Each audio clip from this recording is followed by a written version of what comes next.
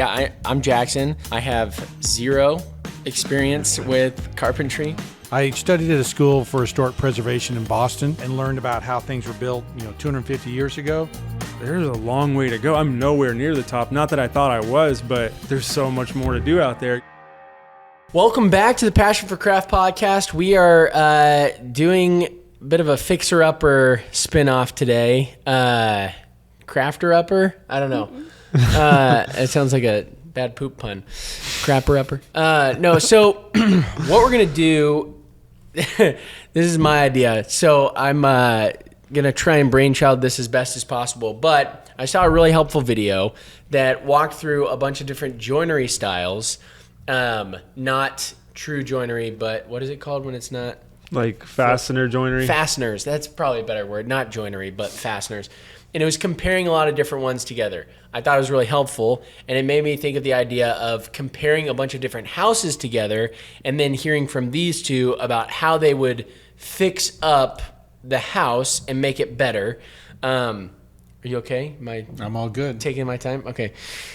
So we're trying to make these houses better. We're trying to do it from a low budget perspective and then getting just like a ballpark estimate of price, and then from a high budget perspective. Now, for each of these examples, we have two homes for the equivalent price range. And I think at this point, let's just go through them. But just for your reference, we have like a mid-level home, we have a lowish level home, and then like a high level home. So we're going to look at these houses, and this is a very visual experience. So if you are not part of the Patreon, we highly recommend that you join it, just so you can get a really good idea for what we're looking at here. But if you are an audio listener, we're going to try and do our best to explain what it is we're looking at.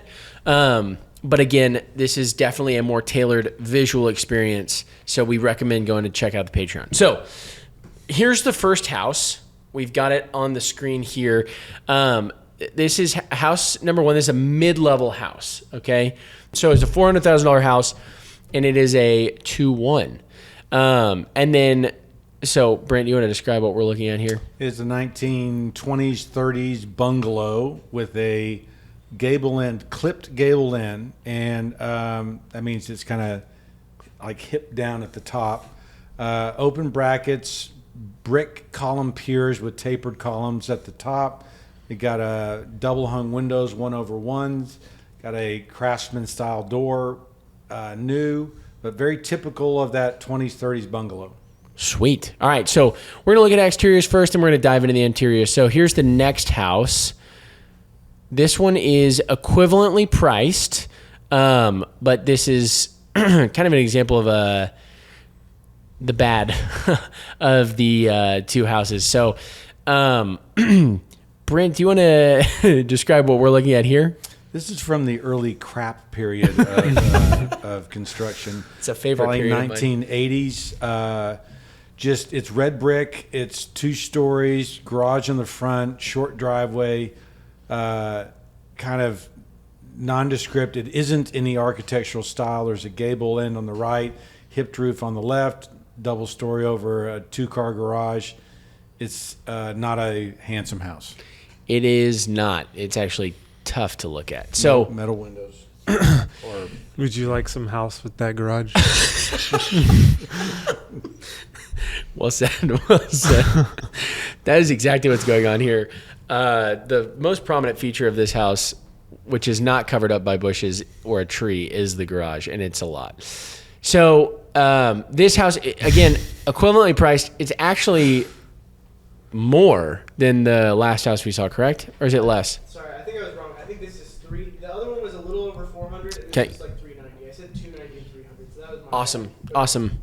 No, that's super helpful. So we have Austin, our numbers guru, helping us out with the mathematics here. The electrical engineering didn't quite take. So yeah, this one is a little under 400. So this is 390, and the last one was over 400. So it's just like probably 420, 435. Yeah. So these are our two mid-level houses. Now, if you guys would like, we can go through all of the house's exteriors first, or we can just start to break down these two. Well, I mean, here's my comment. Yeah, go ahead. Okay. I don't know why you'd spend money on a house like this. Okay. Right?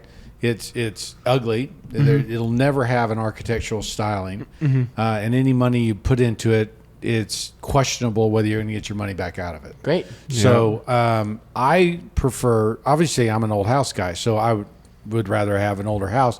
Why? Because it has style, right? Yeah.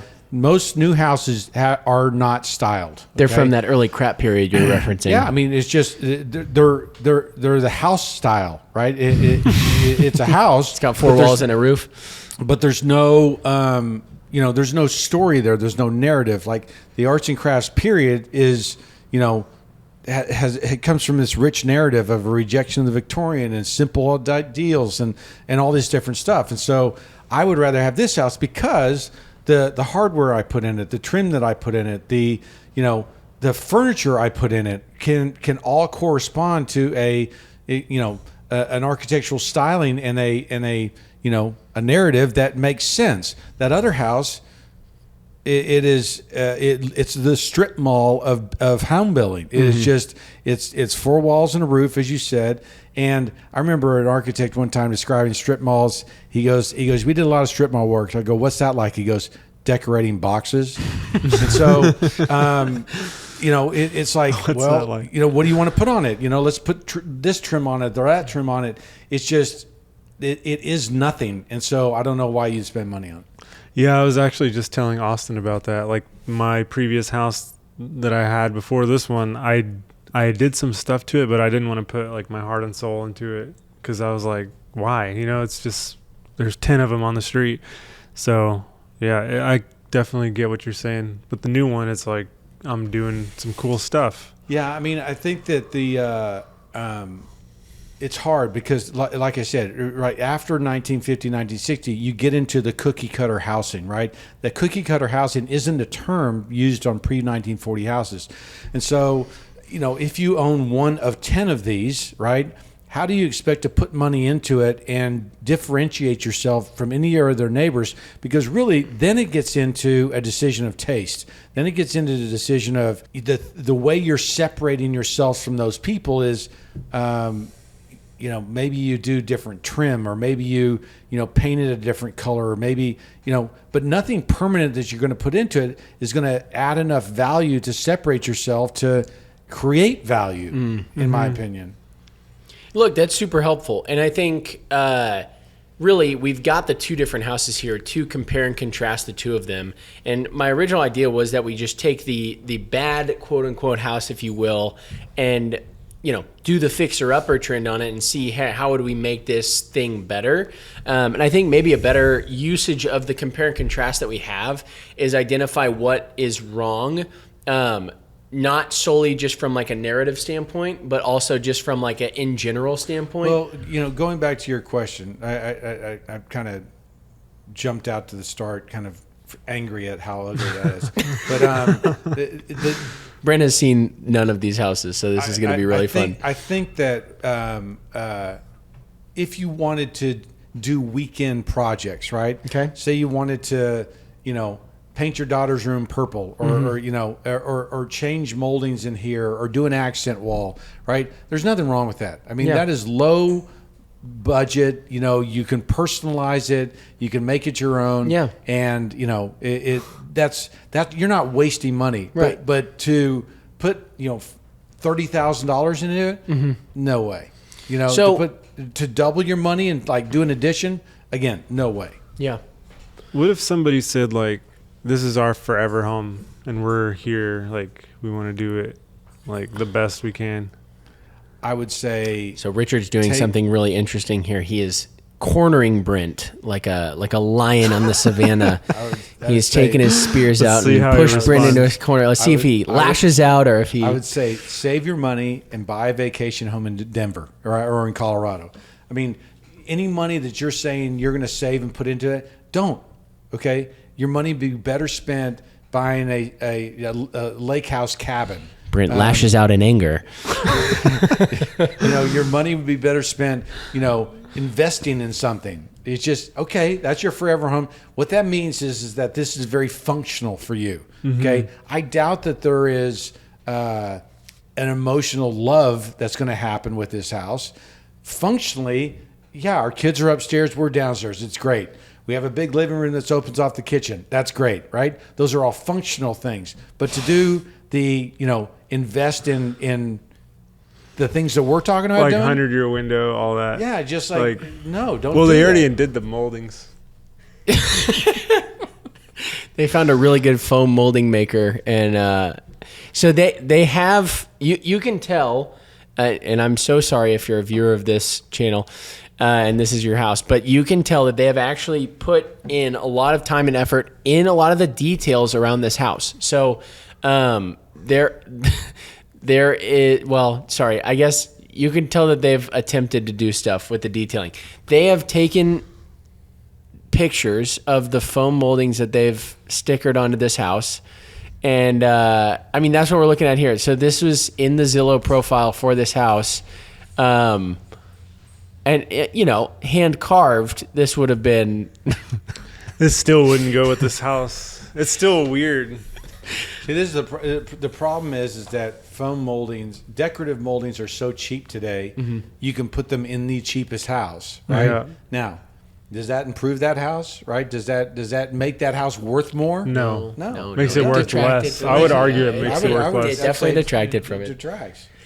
So look, I think it will be a more productive endeavor if we take, a lot of the things that we're looking at in this house. And I think we've got a couple houses coming up that are semi less bad than this. And so we can talk about, with a little bit of less bad. I don't want to say that they're. Someone document that sentence and make sure it makes sense at all.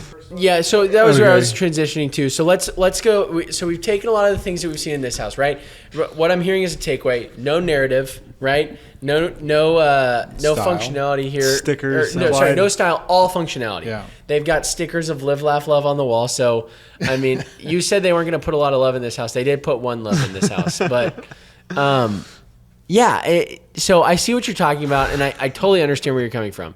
You can tell that these people did have a desire to make something great here, but they just didn't have a direction of how to do it because they wanted to put nice things on their house. They didn't design this house. They were right? set up for failure. But it's very clear. Yes, look, from the design of the house, not great. But it's very clear that a lot of these additions were not... they care about it. Like, they care Like, about they it, put and the they are moldings trying and to stuff. make it into a beautiful house. So they have stuck it on these moldings. They don't have a direction for this. So ideally, that's what we are coming in to help out with. Okay. So that's what this is where I was trying to go with this whole thing. But, it said the Are we lion gonna lashed start- out in anger. Okay, so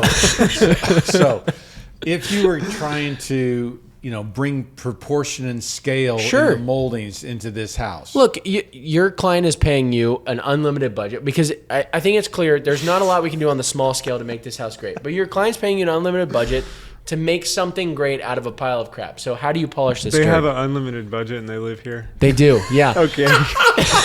Hey, get the logic I out know, of here. I Get the know, I'm logic out of here. What are Okay. some things that you would change out? All right. So here's He's in what I would physical do. pain. He's in physical pain right now. I would take off. I'm a molding guy, Thank you, so I would Richard. take off that cased opening where it doesn't complete, so you only have that one, casing leg on the right Would you side. take out the top and the wall? I'd just remove the whole thing and whole leave thing. it as a drywall Sweet. cased opening. Just have the base wrap, and then obviously you can see foam moldings Yeah, down that hall and the lower ceiling in there. All those would come off because they don't fit the house style at all. Now, would you replace the foam moldings with a more simple, just crown molding, very low level, very simple crown molding? Because this house does not have a lot going on with it, but it is pretty plain Jane. Well, my big thing, I definitely wouldn't put a crown on the vaulted ceiling. Okay. I don't like what that does. We've done that a lot, and it's it's not made for it. It's not. So you either have a giant gap at the top you have to caulk or at the bottom. You kind of got to choose. This one I know it's at the bottom because they didn't do a transition piece in the corner. So I usually just tell people if it's a vaulted ceiling, I don't like putting crown on it. It just doesn't make sense. Do not put crown on a vaulted ceiling. Okay, there's the authority. There's the rule. Do not put crown on a vaulted ceiling. I mean, What do and some you of these- do with a vaulted ceiling in general? Let it vault. Okay. You could do a you let the TNG vaulting or speak something. for itself. Yeah, just and it that's the lifts cool up thing. the. What are you saying, TMG? A TNG or beam in the right place, like a ridge beam Okay. or something. I don't know. Yeah. But that ceiling medallion is, or that above the fan, that medallion, and then that those panel moldings on the ceiling, it's like really trying to be upscale. And Right. it just falls flat on its face. Right. A lot of the flooring too, I noticed in another picture, a lot of the joints were like right next to each other. Yeah, they It were. just looked really they're there. DIY. And So you're saying they should do like longer pieces of floorboards just so that it looks a little bit better? just lay them out different, Lay so you 'em out don't different. have like one butt joint next to it, like within so many inches of another. So just so everyone understands, like my mindset on this thing is we're going to have like a graph and we're going to have like, make these changes. It'll cost about this much. I love where this is heading because I feel like this is valuable information, but it's not going to be nearly as organized as I had in my head. Well, everything I just said is free. You just ripping stuff okay. off. So you're just taking stuff out. I mean, that's a So great low remove impact change. moldings. Ching ching, $0 right there on the screen. Bam. Easy. So We're making so much work for but Austin. going back, if you have an unlimited budget, You buy a new house. Yeah, thanks. no, I'm changing the facade of the house. Okay, what does that mean? He's gonna do a Wednesday video on it. What would you do? How would you change the facade? Well, you don't have two windows right next to each other like that. Okay. You would separate those windows. You're talking about above the garage. Yes. Okay. You would enhance the entry. You'd probably pull it forward with a pediment. Would with you put a columns. balcony under that window there? And raise that window up just a little bit to put a balcony there? No, I'd probably take the window out and elevate the with a pediment and some columns and pull that entry forward. Well, see, they've so got that- columns there. So, and I know they're way too long for the size that they are. So I'm just wondering, how would you break those up? Would you just rip them out entirely? maybe, but I'm pulling the door forward. Oh, okay. I didn't get that. I see what you mean now. So I'm drawing your eye away from that garage door and trying to focus it on the front door, Yeah. where it's supposed to go. I might stucco this thing or paint it white. Okay, it's ugly and red. It doesn't need to be red. I'd probably change out the windows and make better windows. I'd probably put lights in that garage door so that it's not like such a prison. This is great information. Where has this been? This is awesome. Wait, I would take that fan light over those pairs of windows and I would put different kinds of light in there.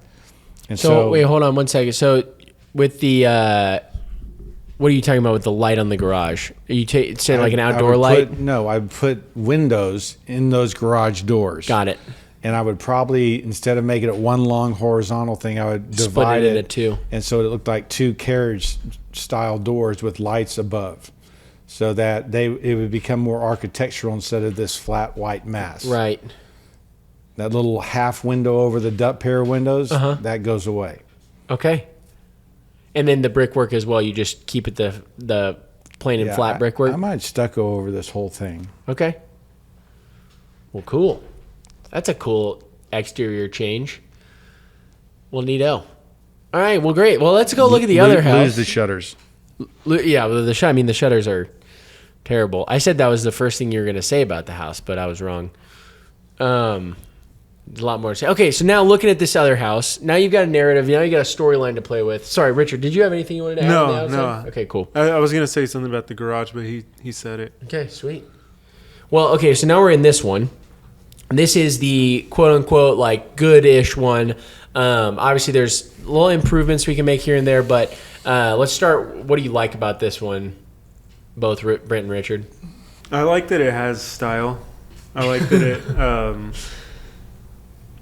Front seems like porches are great. Like I would hang out in that front porch. I would change those tiles out. Those tiles are terrible. It's a porcelain, ugly, concrete looking. So what? So like, what would you? Why did you put those tiles down? Like, why would you do that? Why would you go to Home Depot and buy the latest tiles that look like nothing, that are painted porcelain or something, and put those down out there? Why would you do that? I just realized this It's is a waste of money. We do a podcast with Larry David. Did you know that? Larry David. He's the guy who writes for Seinfeld and does Curb Your Enthusiasm. He's just mad at the world. He's the Larry David of architecture. Okay, so that's his name, right? Larry David. Mm-hmm. Yeah. Okay. So what do you change about the tiles? Do you do wood on the? No, it's a concrete base, or deck. Just flat, plain flat concrete. Yeah. You don't need anything crazy. Yeah. Kiss. Keep it simple, stupid. All right, so we're inside now. One of the interesting features about this house is it does have really big, Moldings. yeah, they're like really thick, and they've got these really cool. Well, I don't know if they're cool. It's interesting how thick the thing at the bottom. What is it called? see it in here. It's not on the. It's not on that picture. You plinth can't see it block? very well. There's the plinth block. That's what Yeah. it's called. Thank you. I'm not a fan of that, to be honest. I just think it's such an interesting feature. Like, and it's consistent throughout the entire house, is that plinth block. So just looking through the interior of this house, what is screaming at you guys, Brent and Richard? I really don't like that plinth block. I don't know why. It keeps It's popping like up. sticks out way over off It does. the reveal of the casing, and I don't know. It looks wrong to me. Mm-hmm. But there's that. I mean, there's a lot of quick and easy things that you could do to this house and stay in style, and like you could put a cap molding over the top of these doors.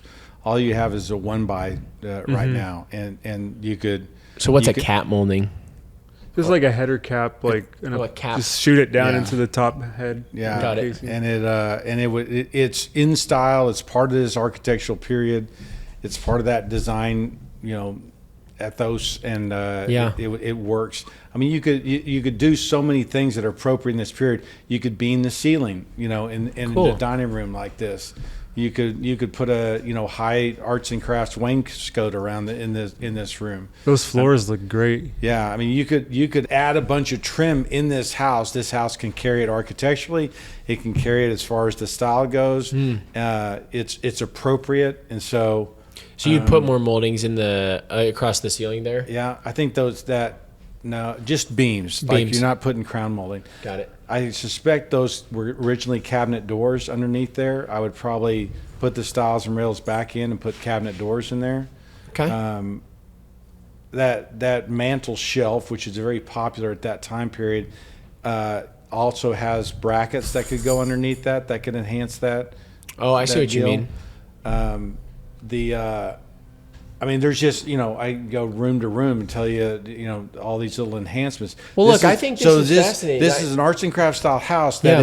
that is very simple, and so within that style, you have a ton of opportunity, and this would be, these could be weekend projects Yeah. that you could do, right? Totally. You don't have to, hire someone to do a bunch of stuff. These aren't hard projects; they're just a little bit time consuming. Well, that's fun. And so here's what I'm thinking. Like, for some of our viewers out there who are the apprentice level, who like care about craft and have a desire for this kind of stuff, I feel like this is such helpful information to just hear like these little tidbit things. Because in my mind, if you're a viewer listening to this, watching this, you've got something similar to this where you can go, oh yeah, I can do that. And then you're doing a craft project. You're putting something together, building with your hands, and that amps me up. So that was kind of the goal with this whole thing is I love all these things that are coming out right now, all these ideas, because these are so helpful to just go, oh yeah, cool. I've got an old cabinet thing that I pried open and got going.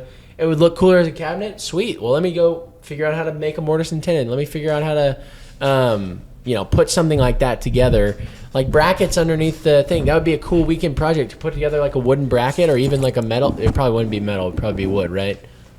Underneath the Wood, yeah. Wood. But that'd be so cool to figure out how to make and even cut down with your hand. Like, anyway, cool project. That's super fun. I think this has been super helpful. All right, so let's move down. We're now at the low level here, okay? And so this is obviously the bad version of the low level. We've got just something from what I can see, that brick facade doing nothing. But this is a I think right around $200,000 house, and it is a little bit bigger than the correct version that we have, but somewhere it's right around the $200,000 mark, right? 240. Okay.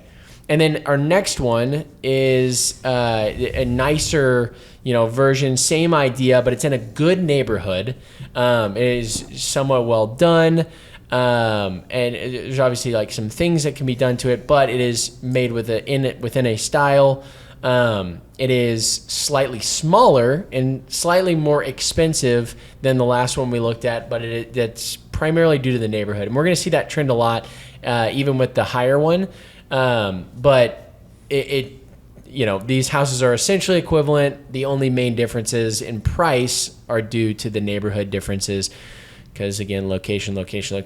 And we were trying to do it to where we had two houses that cost similar or at least comparably to each other, but one is worth way more than the other one. And anyway, trying to show one, craft pays, and but two, also a lot of these are just price differentials due to neighborhood. Anyway, so these are equivalently priced. One's in a better neighborhood, slightly smaller, but not by much. This one's like 200 square feet smaller than the other one. All right, let's go to the first one. All right, talk about the first one. This is the exact same plan as that other cheap house we looked at. 4 walls and a roof. It had a 2-story addition over the garage. Okay. I mean, the I see what doors you're in the saying. same place, the windows in the same place, With the the bed. garage is the same size. This is a typical cheap builder, plan. It's the exact same thing. The brick, really is. the brick is different, right? The instead of using It's red literally brick, they just a used a color. pink brick, Yeah. and they've got a faux arch going across the top of that. And so, but the garage door. This is what built in the 90s or something like that. 89. And so, Did you know the pork chop return is a perfect place to put your address? so. Wait, I mean, hold it's on ju- really quick. Can I get some clarity here? Because that is a pork chop end, correct? Yes. And then on that one house that was good in the last one, that was not a pork chop end. Notice what's going on under the eaves back behind there. Okay, so I see the exposed wood. Yeah. And you've got these beams So going underneath them. I suspect originally these had open rafter tails. Okay. And someone added that fascia board on later. Okay. And so, What are your thoughts on that? That quote unquote porch on up end on this arts and crafts house is actually a decorative rafter detail. So it goes with the style. Yes. Okay. Whereas the other one is how they are, designing and completing a gable end. So if we're looking at that other one, I just need to see it because it's really they are covering up underneath, and so that's what you mean by it's now not a design choice. This is a boxed eave, right? So they've boxed. So they've it in. enclosed it in, so you're not seeing any. Whereas of those that other details. one was an open eave. I see what you're saying. Okay. So, Sorry, I just needed clarity there because we had some discussion even in the Discord about pork chop ends and how to get a nice gabled in. So again, you can play with the proportions on this house by changing that garage door. The biggest architectural feature is that garage door. Yeah. And it is right now it is a long horizontal rectangle. And so by splitting that in two, right, and redesigning that garage door, you could create a little more verticality and a little more, something a little more pleasing and where to catch your eye. So, Richard, Brent, correct me if I'm wrong here, but just looking at the roof lines themselves, they're not terrible. There's a lot that can be said about where the roof lines end, that weird thing over the window on the left. I don't know what the roof is doing there, but Pediment? It's Sure. just trying to But- curb appeal, I think. Curb it's appeal. just trying to pop up and say, "Look at Yeah. me." You But- know, it's I not mean, really. But at There's- the end of the day, there's more good things going on with the roof line itself. It really is just that right side of the thing, right?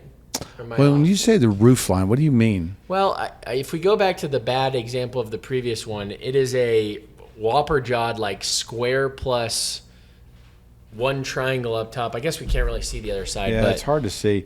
Go Anyway. back to that house we were just looking at. I mean, there are 3 architectural features in this house: Okay. a door, a garage door, and a window. Okay. I mean, you don't have a lot to work with, Right. Right? For some reason, there's a habit on these builds to pull the door back so that it's no longer the key architectural feature. So the curb appeal from the street, you've got a lot of concrete, right? A Yeah. huge garage door, and then, oh look, there is a door, right? Yeah.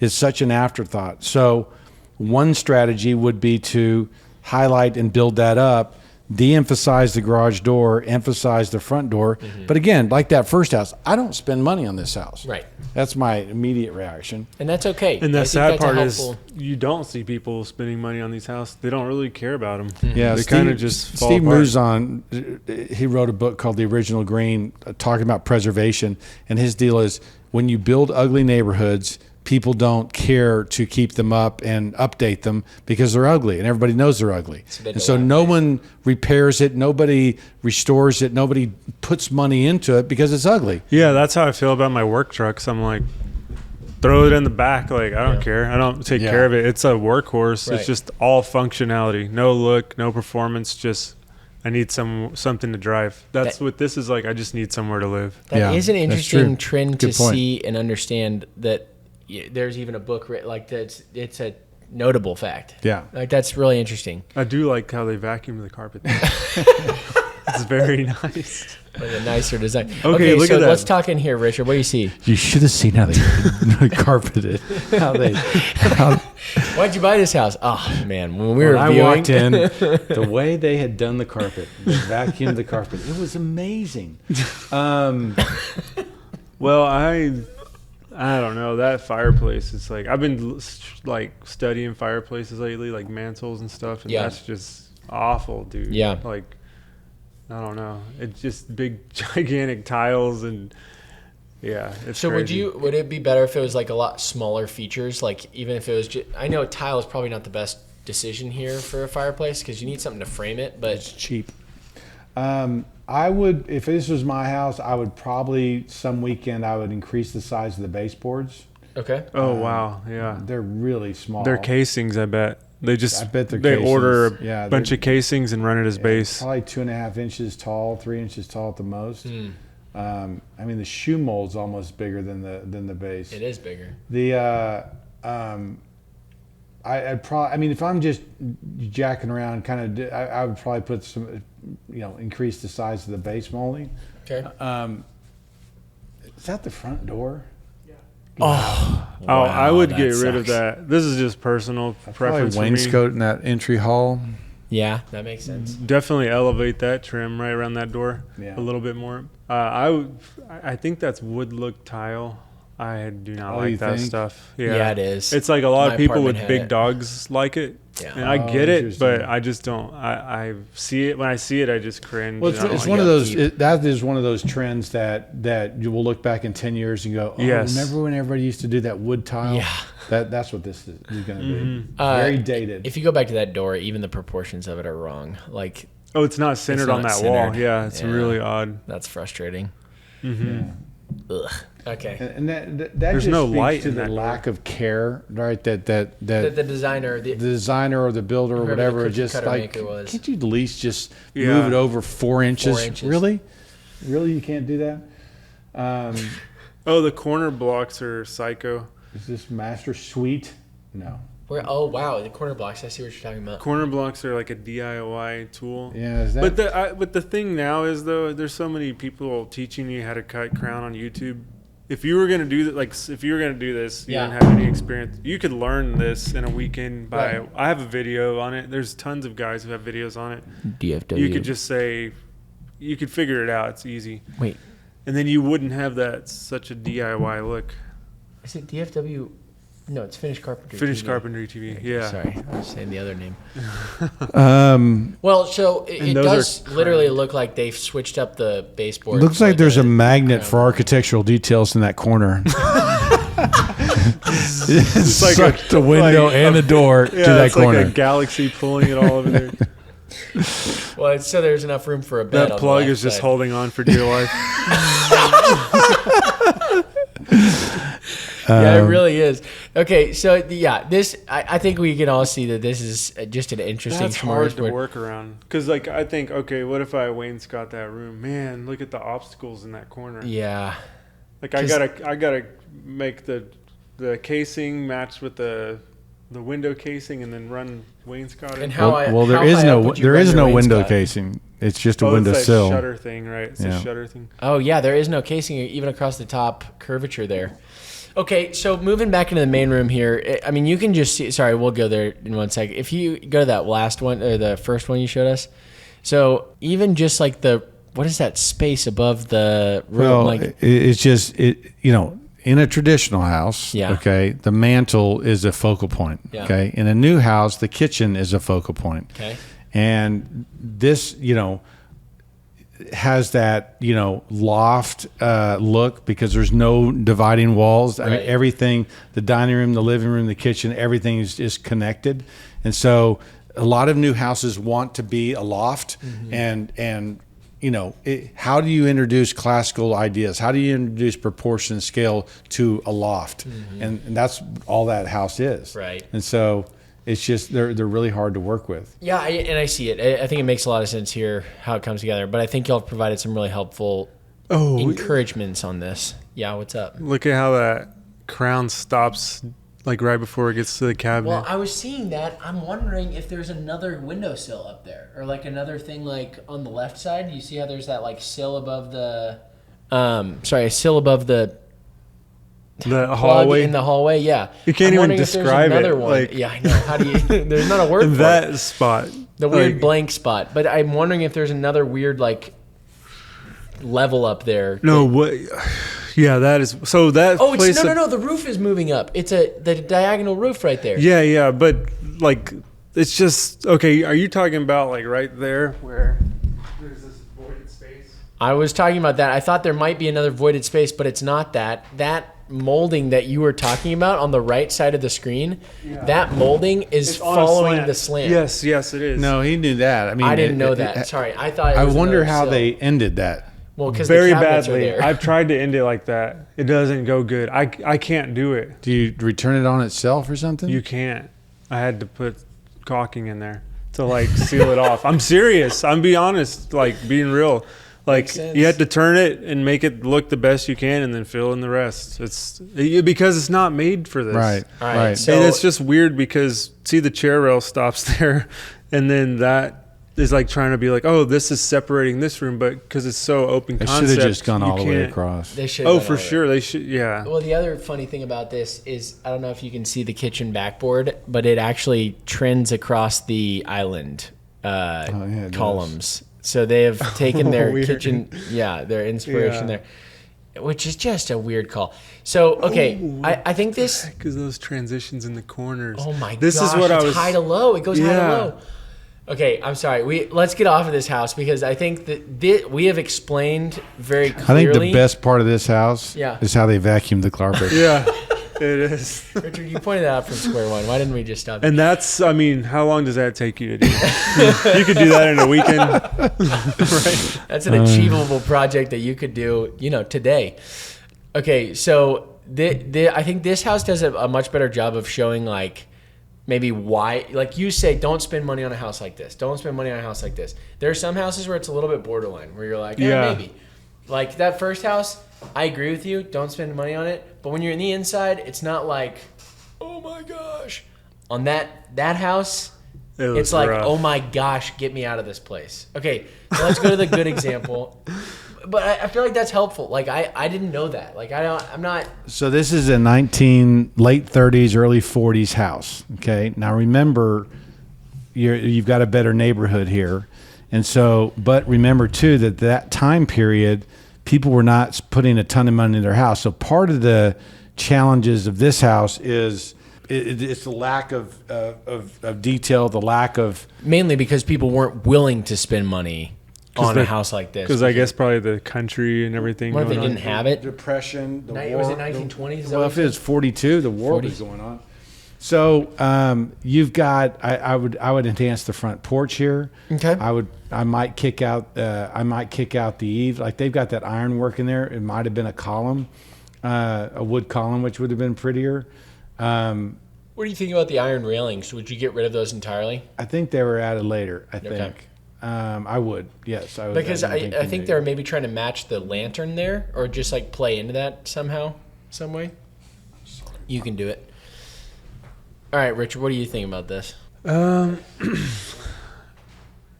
It's pretty bland in my opinion. Like I like little historic cottages and stuff, but this just seems like more of a historical, almost like production type house. Yeah. You know? It's funny because this was pre-production builds, so this was 1930s, right, Austin? I want to say that it was in the 40s. The 40s, I okay. want to say, if I remember correctly. But that's got to be like early level production builds, almost to the point where it probably wasn't one, right? No, you're probably right. It's probably early production builds, but not by a Levitt, more by, By dint of like what was going on in the world. Yeah. So there's the form here. Okay, is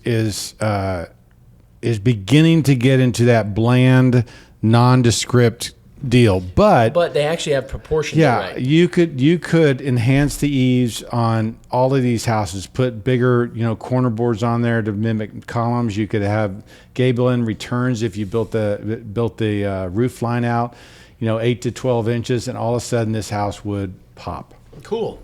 Well, I mean, that's a really helpful just twist on the beginning, but also I think we can agree that this is coming from a better starting place, even just proportionally, and then structurally as well than the last one. All right, now we've got the inside of this house. So what you're going to see when you get into a house of this First period, off, disregard the furniture. All right, continue. Is remember that other house that we just looked at had it was the loft feel, right? Because you just saw all the rooms connected.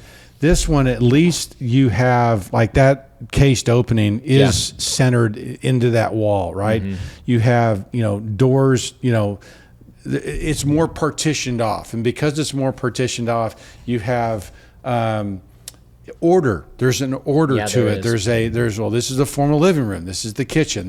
And so when you have those things, it's easier to, let's put a little bit more money in the dining room. Let's, enhance the kitchen, and you can compartmentalize your spending versus that other house where, anything you did in any room affected every other room because they're all connected. That's a great point. Oh, that is an interesting door. Look at that folding door leading to the bathroom. Is that not crazy? It's a bifold door. That's also a swinging door. It's interesting. Wow, that is. But I mean, when you get into an older house, the hardware is going to be better. The hinges, look at the baseboard's taller. So you're already dealing with less. And this is why, again, I like old houses, is that the materials that you're going to be left with and dealing with are superior to any new product that's going to be into a production house. In a word, they're usable. Solid wood lumber in trim as opposed to MDF or plastic. It's just that item after item. Hardware is better. Windows are wood windows, not aluminum windows. Right. Well, and it's crazy how much of a difference that makes to have actual wood windows. Like, you can just see it. Yeah. And you can't really see it in pictures, but when you're there, which is the only thing that matters, because you're going to be living there. Right. That's when you appreciate it. Okay, so what do we think of that archway that's been put in there? Is that original or is that? It's hard to tell. Okay. I'm thinking it's not just because of the lack of trim around it, but also you don't trim a circular thing, I figure. I think it's not, well, I don't know, but it just looks like it's it hard wasn't to tell. done the best. Yeah. It looks really wacky. Just missing the style. All right, well, cool. It's like it's really odd, like how the craftsmanship doesn't really look good there. So major takeaways from this one is basically they've got a good starting point. They've got a good base point. Some of the bigger things that you could do to change this and improve this place is mess with the facade, mess with the front of it, and the roof lines, and do some of that stuff, and that will make a massive impact. But that's going to be your bigger amount of spending there, so that's your high impact change. Your low impact change would be probably a more interior look. Or what do you think there? Is there? I mean, this is a house where I would update the kitchen. This is a house where I would redo bathrooms. This is a house where I would do things like that because I think there's value and money in doing that. Sweet. Well, cool. That's really helpful. Now, that was the low end, so this would be like a more beginner house. And again, these are comparable prices on these two homes. Now, this one's a little more, obviously, with more for less, but you're getting, I think we can all agree, a better experience here. So now we're on the higher end, and these are all but similar prices. Like, they're the exact same prices. So this is what we have nailed down as the quote-unquote bad house here. And then we've got our quote-unquote good house right here, historic homes.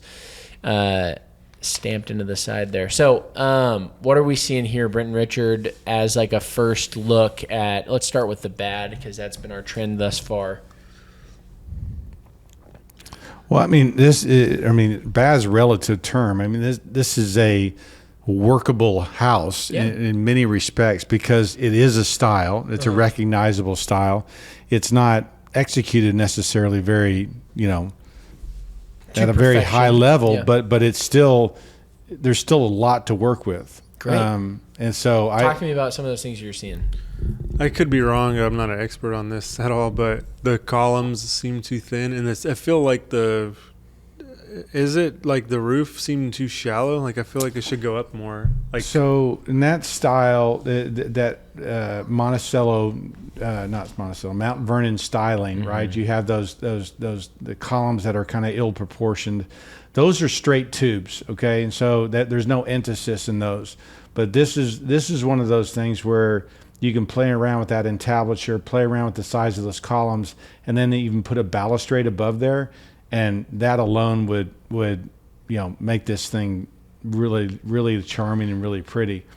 I don't like the columns on those windows on the side where you've got the panel below, which gives it vertical height on the windows, but then they've got those brown shutters there, which just stand out against the red brick and just because they're kind of a mess. You're saying the panel plus the shutters is an interesting look. No, the panel under the window, okay, alone without the shutters, Got it. gives that a lot of vertical height, right? Yeah. Your eye reads a big long rectangle, Right. and therefore you assume verticality. But the shutter is only over the window portion, not over the panel portion, Right. which makes sense functionally, but because it's brown, It looks off. it looks off. It's just throwing like, what's that window doing there? What's going It on? looks with like they've misproportioned looks like the panel. So this is something that really quickly I would probably fix that entry. When was this built, in the 40s, 60s? It's just the detailing's not very good. I would probably elevate that entry, and I would probably change that out. I think I could be dead wrong here, but there could be some level of brickwork to be done underneath the second story of windows just to kind of define those two levels. I mean, if you look at just that front facade, the entry, the doorway isn't.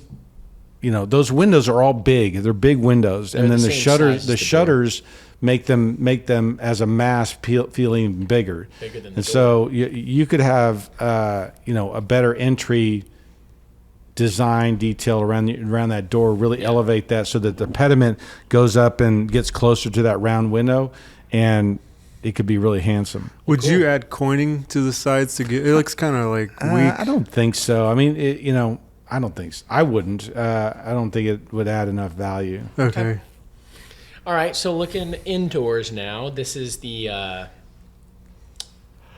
column. What are these called? Beams here across the room. We've got a fireplace there. Well, here's the problem. Okay, we're standing on the outside of that house, Yeah. and it's colonial revival. Right. Clearly, you stand inside here. There's nothing colonial revival about this. Correct. The mantle is an Italian, Spanish, weird new house look. It looks like it, belongs It's like in a a new cast house. thing. Yeah. And so, the beams above and the vaulting is like, Very French. yeah, that's an old world detail. That's not really a colonial revival detail. And so, now we're standing inside and we're like, are we in the same house? So now we have a little bit of a McMansion situation going on here. So where the outside of the house, there was an idea, there was a theme, there was something that you could work with and play with, and then we take it inside, and now we've got a completely different set of styles coming at us. And so it's just saying the wrong thing, correct? And wouldn't you, why are there would be a ridge beam, right? But you would have more of rafter beams. You wouldn't have those Headed mid. into it? Yeah, would you have the those colonial mid? revival, story and that the historic precedent is not to have a vaulted ceiling like this. And so, here's a situation where they've spent a bunch of money remodeling the inside of it, and it looks very dated. Okay, and this will not, stinks. this will not be an interior that people are going to keep, in my opinion. And so, this style of, detailing and is going to go away. And then in 10 years, you're going to walk in and go, well, I got to completely redo this. And, anyway, just wasted money. I think that's helpful context. I think that makes a lot of sense because we can, I don't know, I definitely felt it walking into that room. I mean, if this was me, I'd go hardcore colonial revival. I would put a wainscot in here in this dining room. There's decorative papers that were used in the, 40s, 50s, 60s, the de Gournay that have like early American landscape scenes and early American, ship port scenes that are so iconic to this style that I would do some things like that so that you immerse yourself into that, colonial revival feel.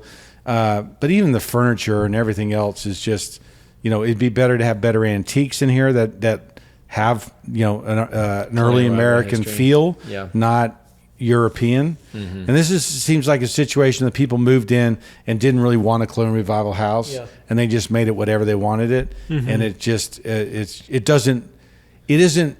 doesn't work as well. It's not as valuable. Is there a better way of doing that? Like, that was the house that was in their budget. That was what they wanted to go with, but they have a different style feel. We've gone up. I mean, they had money. You're right. And they didn't spend it on the right things. Makes sense. Yeah. So stained grade cabinets aren't a part of an early American deal. It's a European thing again. Well, and you just lose. This room feels like it's in a completely different house than the one that we were just in, because they've now switched the stain grading, and I think even the floor stain is different. Yeah, the floor was different. Yeah, the faux finish on that crown is kind of weird. Accent ceiling. I would just paint. Right? So I would just paint that crown, right? I think they painted that hole in the ceiling too, right? To make it appear that it's weird. Yeah, it's just like a square painted. A rectangle. Interesting. Okay, so big changes that y'all would hit on that house. Is this the back of this house? Yeah. Sweet. Oh. It has a nice yard. It's a good backyard right there. But it definitely does not fit the colonial revival scene. But anyway, so with you guys, with your opinions, what would you do? Just big impact change. You would do the inside completely differently. They spent their money on the wrong thing. Small impact change. Is there any things that they could do differently? I know we're in the higher budget here, so they can get away with more. But would it be the front? Would you getting rid of the? I would fix the inside of this house. The front's very manageable. I would fix the inside of the house. What do you think, Richard? Yeah, it's really odd. I mean, even to see like a bullnose corner on that fireplace bump out, you wouldn't have bullnose corners. Not, I'm talking like Brent, like I know, but I'm just been hanging around him so much. You're right, but it just seems odd. Yeah. All right, well, let's go to the final one and in this guy with a bang. So here's this last house, and again, they were really comparable in price. Right in their same area. What was it, 500,000? No, these are 1.3 million. Really close, 1.3 million. So each of them about the same. This one's a little smaller, correct? No, it's actually bigger. 50-50 chance. So this one's more expensive, a little bigger. But yeah, and this one's the nice one. Make some more predictions. Well, I'm trying to remember, but it was 50 minutes ago that we even went through all these. Okay, so on the outside, you've got, again, a style. Yeah. What would you call this style? Is it Spanish? I know the ceiling or the roof tiles are semi-Spanish with that. It's a barrel tile roof. Yeah. It looks like a box. It looks like a four-square house. Mm-hmm. Four squares typically have front porches, so this one doesn't. Missing out on a front porch. I know this house, and so historically it was a different house than this, and so taking the neighborhood that it's in, which is a 1920s, 1930s neighborhood, we're going to hold on to that kind of period revival detailing, and just go with it as a blend of those different styles. But I mean, there's good symmetry, there's good proportion, there's good, it's a handsome house from the street. Yeah. So I don't know if I spend much money out here. All right, great. So not a lot to do with the outside. Indoor wise, I mean, again, we are in the 500,000, 1.3 million side of things. So I think we're going to see a lot nicer details. So again, I don't know if we're looking for as many things to fix up, but this is more of like a compare and contrast with that last house that we saw. Just I want to hear y'all's thoughts on how they've done it, if you will. It looks clean. Well, they've So done they a great vacuumed job really well? cleaning the house. Swept, mopped. I think that because this is an historic house, you see the size of the base mold, and it looks like a Victorian molding, and the decoration and stuff like that. We know the original house was Victorian. It's a little bit hard to know what's real and what isn't, but and maybe this wasn't a great example of a high-end older house to use, but there is a precedent of quality that has been handed down. That I don't look at this and go, oh, you know what it needs. But I look at it and go, oh yeah, so maybe this house has does just need paint and furniture. Cool. Well, hey, that's really great. Richard, you see anything on your side of things? No, it looks like Change there's your- good. They executed the craftsmanship nicely. Looks good. I would say, is that right? Is that a good detail? I'm seeing this giant wood thing peek out from like the painted and everything else muted wood. It just is a very poppy piece. So is this that picture seems like really exposed too. it does, yeah. Like if you were there, it wouldn't be. It wouldn't so be as drastic. stark of a Yeah. difference, yeah.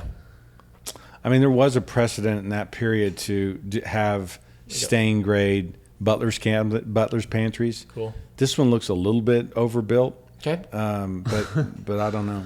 It Well, seems like you would stop it like at the top At the of same the level as the molding, yeah. Yeah, Well, it's and even I- higher than the window moldings. Yeah, Might be no, same no. height, but anyway. Well, Who's okay. getting up there, right, Look, to get in that cabinet. There's the kitchen, and I think we're going to hear a lot of the same from you guys, which is great. So, bienvenido. But I will say, I think in my mind, I'm sitting here and I'm like, I want to know this kind of stuff. I want to see, what y'all would change about a house and how y'all would effectuate change on it. Ultimately, I think this is really helpful and just fun for me. And I mean, honestly, that's why it was my idea, because I just wanted to know some of these things that I just don't know and don't have a knowledge for. But another element that, in areas that I do have expertise on, I always love, providing my own input. And so we would love to see in the comments if you've got anything that you're like, no, I would have changed this about house number 2, house on the low house, on the bad low house. So we try to keep it somewhat feasible. We've got good and bad for each level, low, medium, and high. Although we started medium, then went low, then high. But we would love to hear your feedback as well and how y'all would change it. And Brent might roast you in the comments for, I'm just kidding. But, no, but really, I think this has been super helpful. So thank you guys for doing. Cool. Yeah, it Fix was it a up good little idea. bit. All right. Well, thanks for watching. If you're not a part of our Patreon, this was a tough episode to follow on the Spotify. So give us a follow on Patreon and get to watch the whole thing. It's a really cool series of houses that we've got here. Some really bad ones, and I think some really cool ones at the end. So thanks for watching. Have a good one.